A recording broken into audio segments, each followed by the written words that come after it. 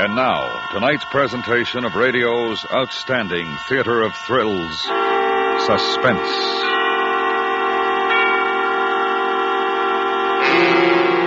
Tonight, the story of a handicapped man and the woman who holds the key to his freedom. We call it Give Me Liberty. So now, starring Mr. Tony Barrett, here is tonight's suspense play, Give Me Liberty.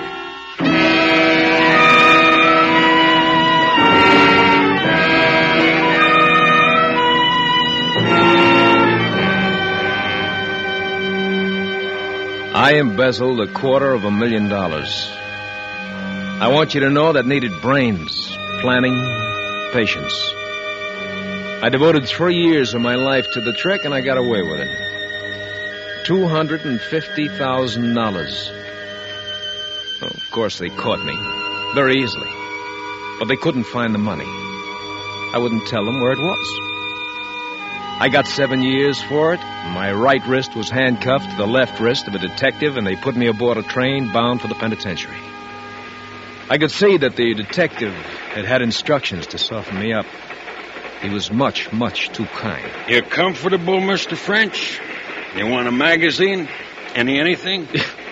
I'd like to be able to lift my hand without raising yours into the air. Can't you guard me without being quite so attached to me? Why, sure, I guess we can work that out. Tell you what, you sit next to the window. I'll kind of box you in, and that way you can wear the cuffs all by yourself and nobody loses. Yeah, thank you. Let me get my keys.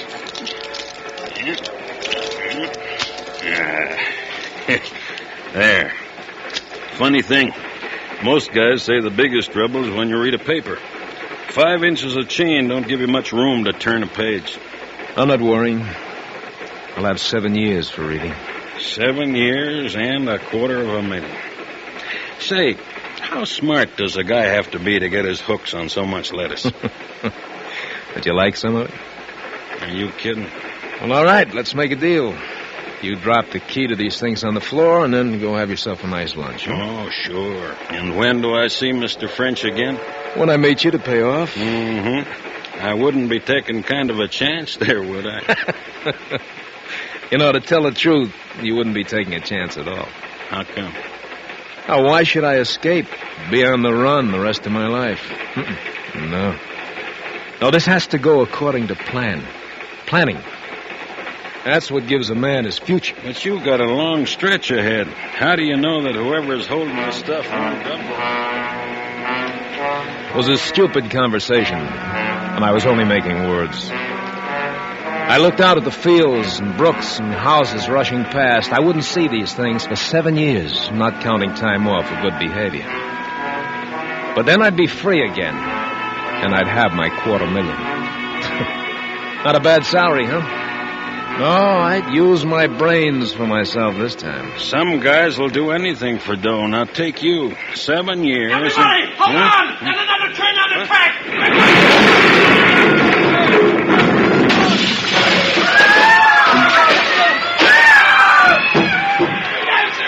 Our car lay on its side in flames, and those passengers who could move got through the broken windows. French, give me a hand. It was the detective, his legs pinned by the wreckage. Move, will you? You want to see me roasted? What can I do with my hands like this? Where do you carry the key? What do you want with a key? You can pull me out by an arm, bitch. You can grab me by the hand. Get out of me! We'll both die here if I can't use my hands. You can use them good enough. Where's that key? I can't find it, French. It ain't in my pockets. Look on the floor. You're a liar. Face the fire. Get me out of here, please. The only weapon was a suitcase. I kicked him in the face. I smashed the suitcase down on his head.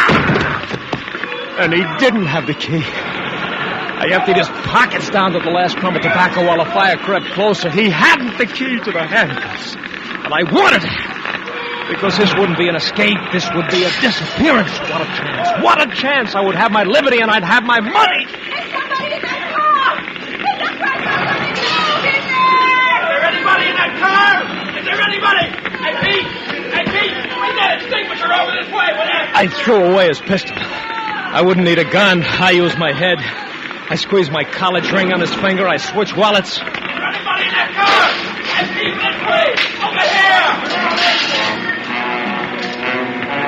There was a conductor out there, a crowd of passengers. I got to the opposite side of the car.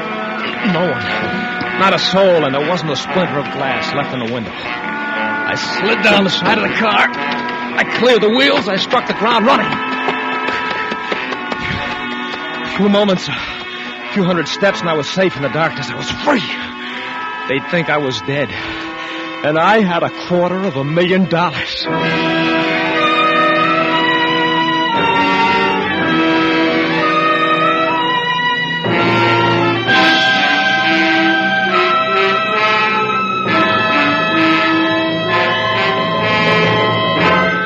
Listening to Give Me Liberty, tonight's presentation in radio's outstanding theater of thrills, Suspense.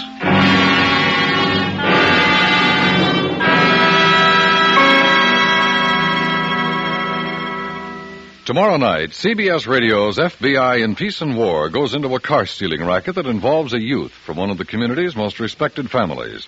Don't miss the facts about the neighborhood boy on the FBI in Peace and War tomorrow night on most of these same stations.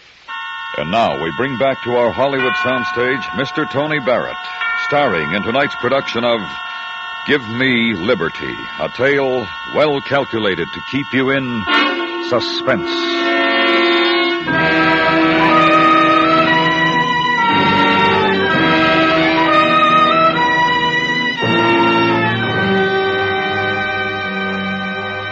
My first job after escaping was to break out of those manacles.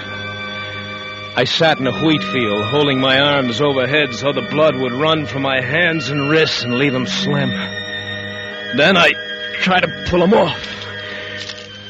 It didn't work. And I couldn't snap the chain. I twisted it, I pulled at it, I tried to fling my hands apart. And it wouldn't break.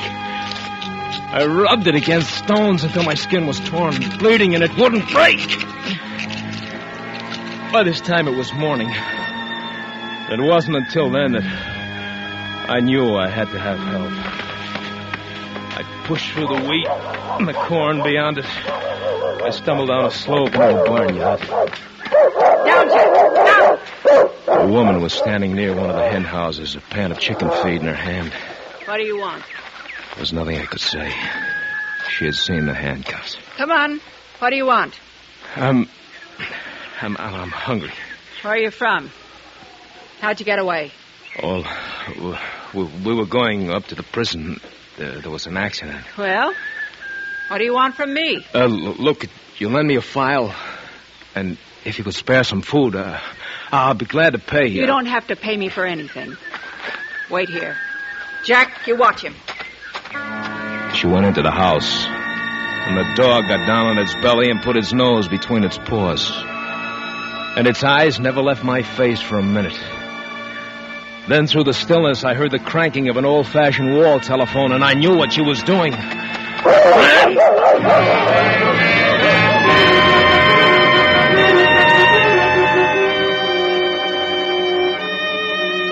I couldn't get them off. I couldn't get the handcuffs off. I couldn't get anything to eat. I couldn't show myself. You know what it means to see food all about you, not be able to buy it.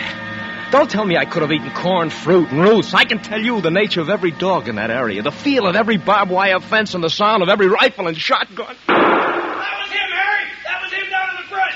Get around on the other side!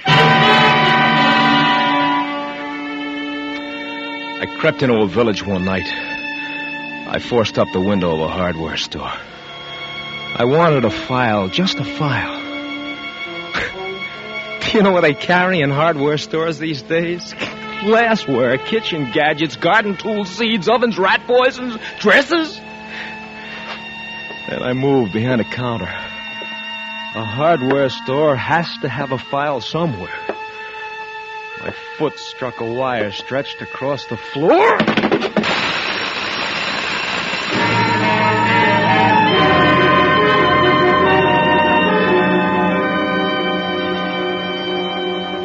How tired have you been? Have you ever been so tired that you thought you'd die? You wanted to die? On the evening of the 4th day of my liberty, I crawled quietly to the garbage can back of a roadside diner. I began to paw about for something I could eat. There was a step behind me. I turned. It was a boy. We looked at each other for a long moment. He was waiting for me to speak. I said, "Hello, Sonny." Hello. You live in this neighborhood? Yeah? I don't. I'm traveling. With handcuffs on? Oh, these, yeah. Well, a friend put them on me for a joke. Say, that gives me an idea. Sonny, look, would you do me a big favor? Huh? Depends on how big. I say, it's worth $10. You get me a file or chop them off with an axe or something like that, huh? No. I'll let you keep them there. They're fun. No. Well, then would you do something else for me? Depends. Well, I'm a little embarrassed about going in a lunch wagon like this. Would you step in there and buy a few hamburgers for me? Huh? How much? Same $10. Let's see the money. I got it right here in my pocket, ready to jump into your hand. A lot of things a boy can buy with $10. Here we are. How do I know it's good? Don't you trust me? Drop it on the ground. Drop it? Why? You drop it and back away, then I'll pick it up. Oh, say, that's very smart. All right, how's that? Far enough? I guess. He picked it up, began to walk around the diner. When he was out of reach, he started to run. There's a convict out back! Pop a guy with handcuffs on!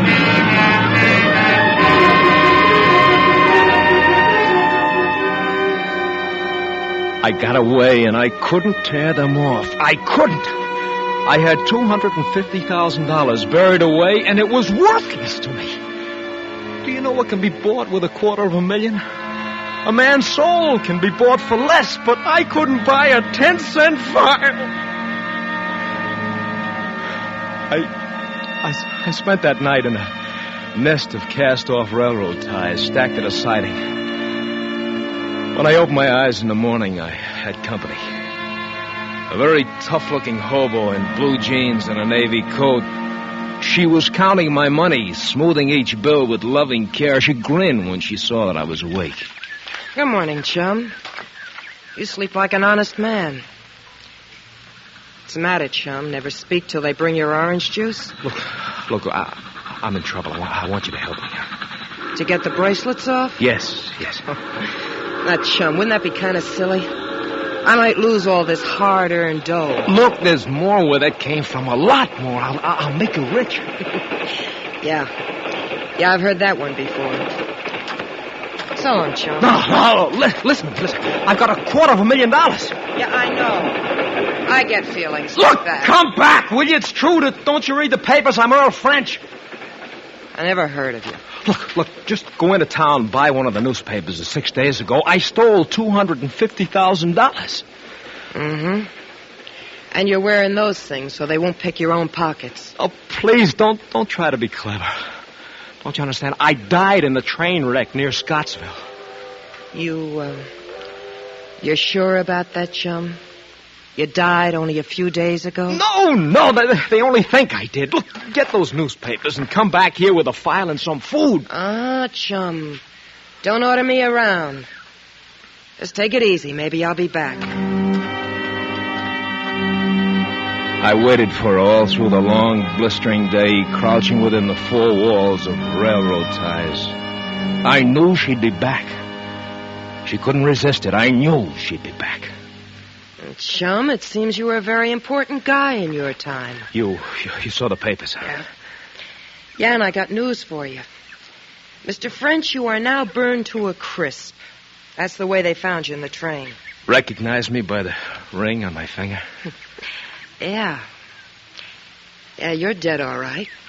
You and $250,000. All right. We'll come to that later. Look, get to work with a file. Now, look, you're giving me orders again. I told you I don't like that. Please, give me the file. It's right here in my jeans. That's where it's going to stay until you lead me to my share of that dough. You'll get it. Chum, you listen. I can pick up 500 fish by turning in an escaped prisoner. Or you can dig up that treasure chest and buy this file for half the dough. It's over 100 miles away. I can't ride a train or a bus with these on my wrists. It's okay, chum. We'll walk. I've done it before. But we'll be seen. Not at night. Oh, how will I eat? Where'll we sleep? You'll sleep in the woods and I'll bring your grub to you. Me, I'll sleep in town where I'll be snug and safe. You don't take this file from me, chum. Not till I see my half of the dough. And that's how it was. That same evening, we started a walk. At first, it wasn't as bad as I made it sound. It gave me time to think. And I knew I'd think of something. Don't start thinking I trust you, chum. I don't. A lot of things can happen before we get there. No, I'll do what's fair. We'll split. If we don't, I'll split your skull. And don't kid yourself that I won't. I've been waiting a long time for a break like this. We walked, with the handcuffs digging so deep into my flesh that I began to believe they were part of me. Yeah, she brought me food, but she wouldn't come close enough to hand it to me. And every time I reached for anything, it was torture. My hands and wrists, they were a mass of misery. As though I were a pet animal on a leash. My friend always walked 6 paces behind me. Oh, she was smart. I realized I had to get away from her, and soon. The morning I decided to do it, she found me a shack to hole up in. I could hardly wait for her to leave, go into town. Oh, this place looks good. I'll meet you back here tonight. All right. See you tonight. That's the way I like you, chum. Nice and agreeable. Well, why not? Why shouldn't I be? I'll see you tonight as usual. Sure. Is anything special you'd like me to bring you to eat? No, nothing special. Chum, I think you better turn around. Well, why? Because...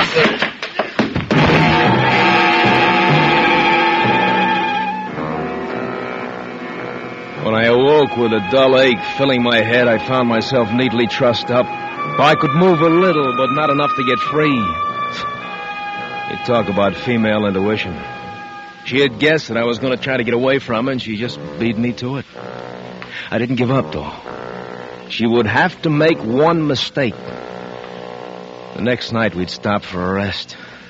How can you be sure the stuff is still there? Look, it's safe. How do you know? What kind of a place did you hide it in? You'll see. Now, get out that file. When I see the dough, little chum... Take them off, will you? How long do you think... Shut up! You wake up the neighbors. Now move. No. I said move! No! That money is mine. You'll never see it unless I want you to, and we'll go to it the way I say.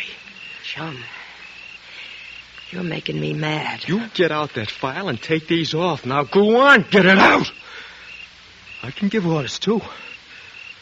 What do you think you are, an animal trainer? Now, that's not a bad idea. Is it? But it happens I'm not an animal, and it also happens... What's that for? You can't frighten me with a knife. You use that on me, and we both lose out. You gonna get up? No. This'll hurt. I'll kill you someday. I swear I'll kill you. I had a husband like you. Brave enough outside, but once anybody put on the pressure... You talk too much. Go on. I'm calling your bluff. I'm sick of hearing you talk. All right. Boy, keep away from me.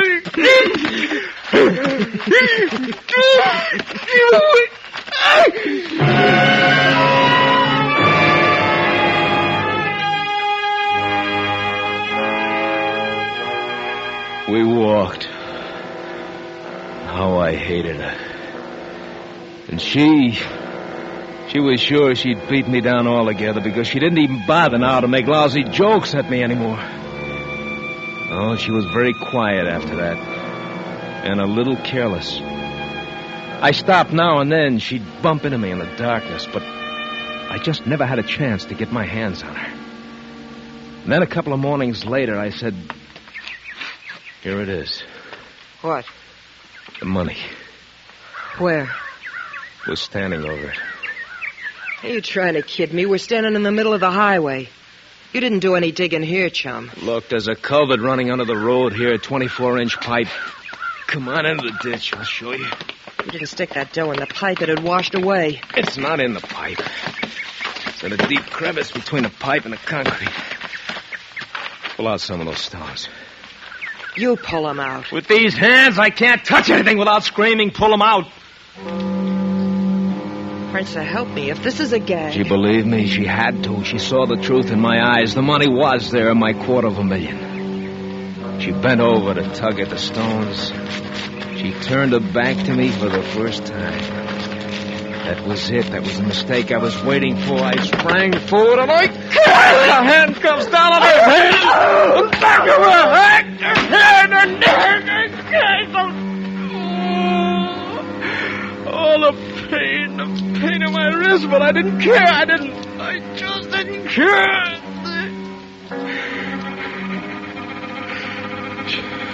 She was dead. I couldn't move. My hands, my poor hands, I had to wait till the shock drained all of them. I reach into her pockets for the file.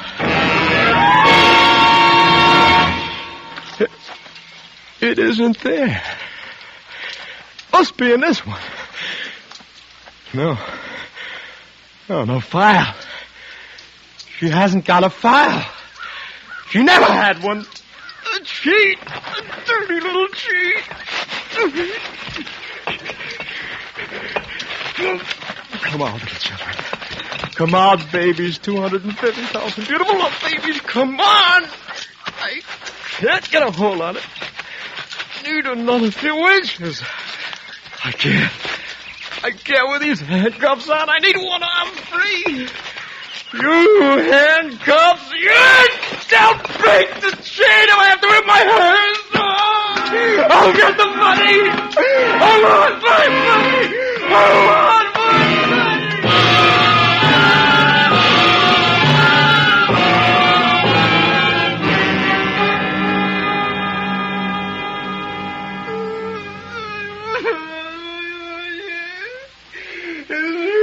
That's the way I found him, Chief.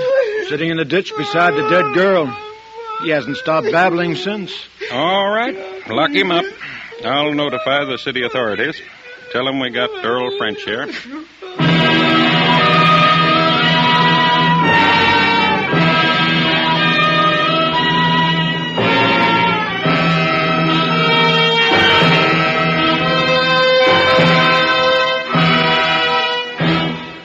Suspense, in which Mr. Tony Barrett starred in tonight's presentation of Give Me Liberty.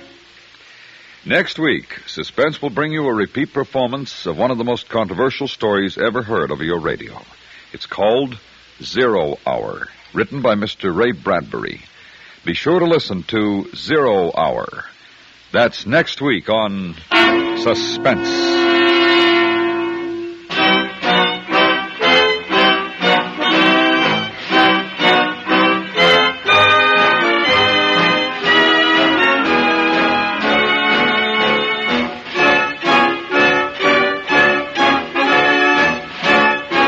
Suspense is produced and directed by Anthony Ellis. Tonight's script was written by Herb Meadows. Music was composed by Lucian Morwick and conducted by Wilbur Hatch.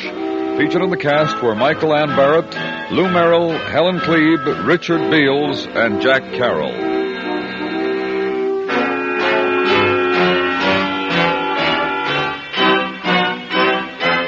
Ride a real squad car with Night Watch, Thursdays on the CBS Radio Network.